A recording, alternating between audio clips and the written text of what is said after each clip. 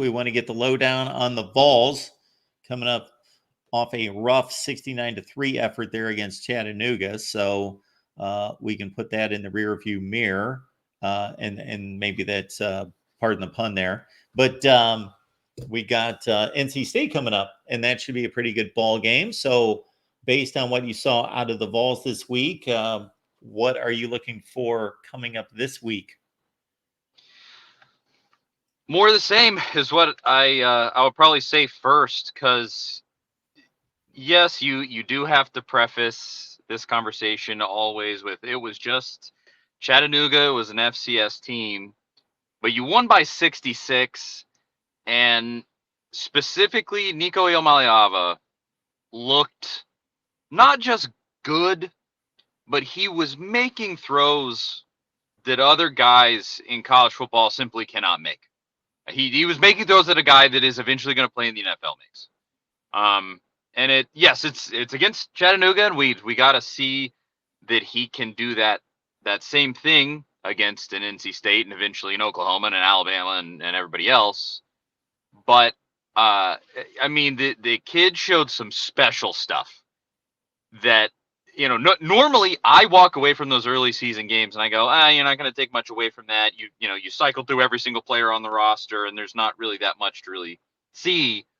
But he came out and he set a record for the most passing yards in a half, or in a first half, or maybe just a half in general in Tennessee football history, and just was really ridiculously good in that game. He's shifty, he's smart, he makes quick decisions, he's got a quick release, his throws are accurate. I mean, it was just crazy watching him operate, and so I would say exactly that, but against NC State is what I'm looking for here, and I think it's absolutely possible. NC State, I think, is going to have a much better defense than Chattanooga, but that's probably A1, and it kind of goes down the list from there.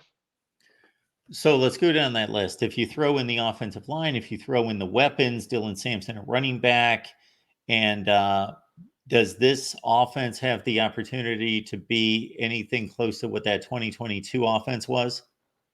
I think it has a chance to be better. I really do think that, because I think Dylan Sampson is maybe at least eventually. I don't know if he's there quite yet. I think he will eventually. Josh Heupel has had to this point.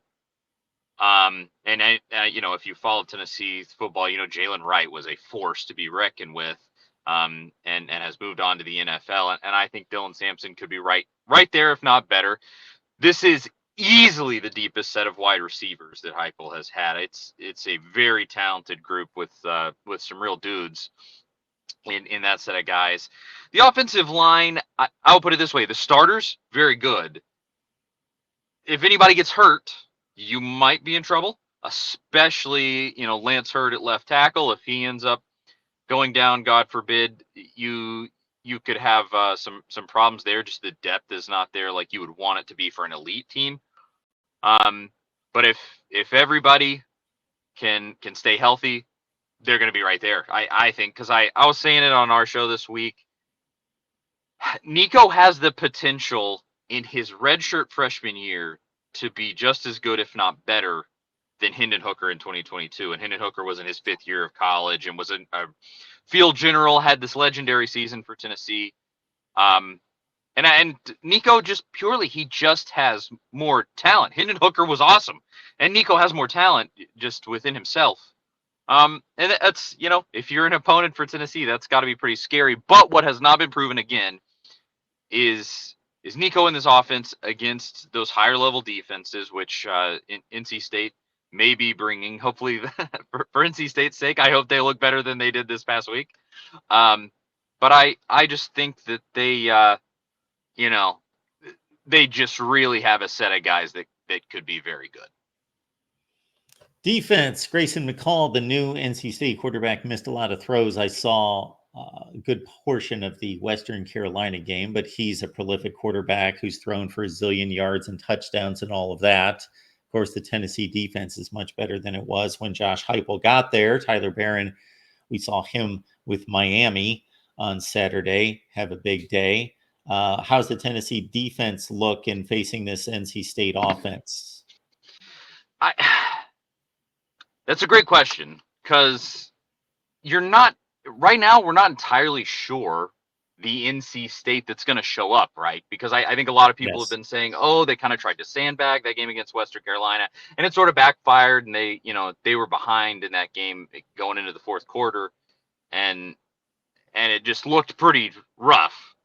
Uh, but I think that realistically speaking, they should be able to, well, again, you're not entirely sure who's going to show up. Maybe they take a big step forward on NC State's side.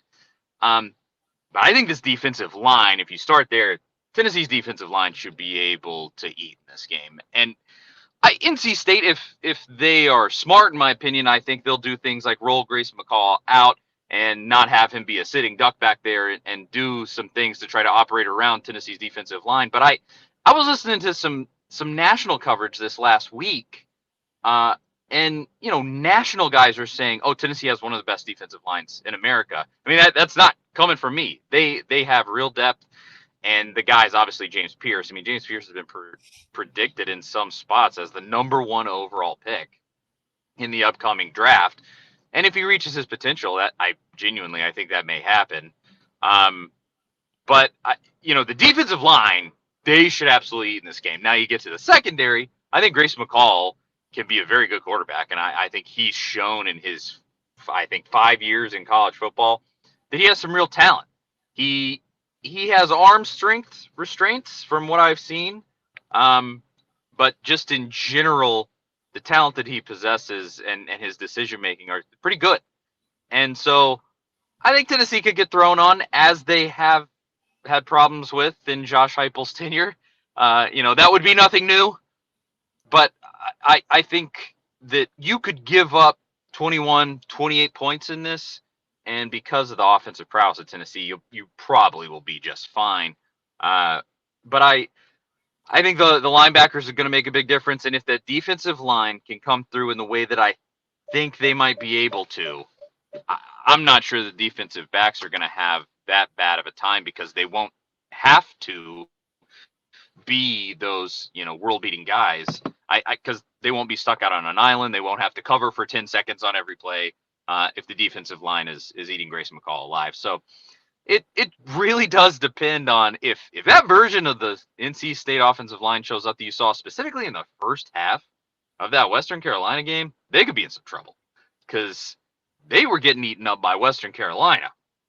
And Tennessee, according to national analysts and at a first glance here, might have one of the best defensive lines in the nation. So watch out there. But I'll preface all that by saying it really depends if NC State takes that step forward that a lot of people have kind of been saying, hey, slow down. They weren't, they were trying not to show anything against Western Carolina, and they'll be better in this one. We'll see. But I think the defense has a chance. Tennessee's defense has a chance to light these boys up, and hopefully they will. Casey Concepcion, one guy to look out for NC State, caught 3 touchdowns last week. He's been with them for a long time.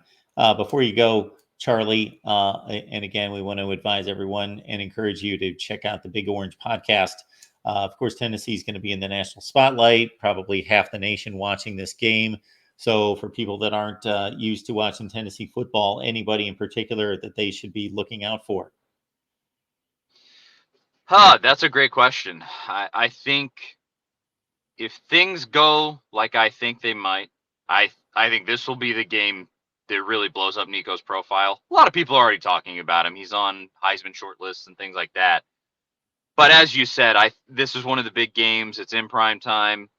There is a chance that he goes off in this one, and I think this would be the game where people go, okay, Tennessee has a guy.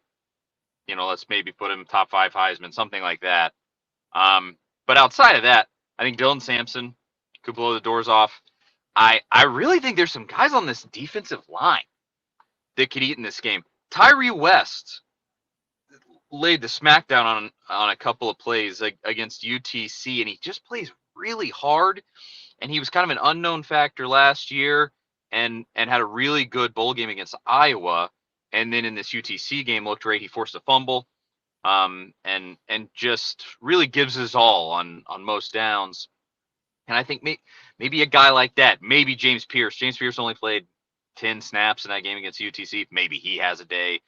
And what I hope for is that somebody in Tennessee's secondary gets brought up. I mean, that would be nice. And take your pick. I think a lot of people want it to be Boo Carter because he's a flashy, borderline 5-star guy that Tennessee brought in this year.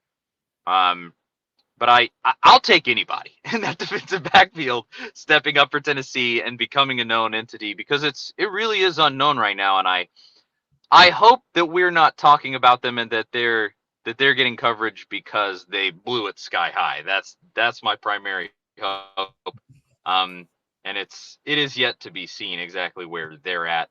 But I would go there. Maybe somebody in the defensive backfield, but I think the guys that people will be talking about coming out of this game, if everything again goes how I am expecting it to go, it's going to be from Tennessee's offense. Maybe a Chris Brazzell, maybe Brew McCoy, maybe Dylan Sampson. I think definitely Nico Imaliava will be stars if they can have big games here. So yeah, we'll see. Obviously, I think you can probably tell from the way that I'm talking about this. I think Tennessee has a good chance to win this game, and they should. They are more talented at most levels here than NC State, and ultimately I think that wins out.